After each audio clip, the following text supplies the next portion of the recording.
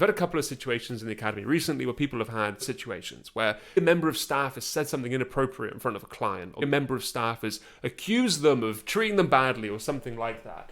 And what happens at that time is you're going to get defensive. Often the better choice is to let it go for the moment. That doesn't mean ignore it, by the way, and not address it. Just try and notice the emotion. Notice that you feel that way. Explain to that person, hey, maybe now's not the time to have that conversation. Why don't we have a conversation about another time? And then once the emotions die down a little bit, then have that conversation with them. That's going to save you from having staff leaving, from upsetting clients. And often when the emotion has died down, tempers aren't so flared.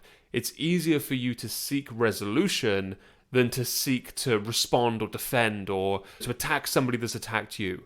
We never want to do that. The outcome is always got to be resolution. The outcome has always got to be, how do we fix this problem? So if you've been in that situation, I hope that helps.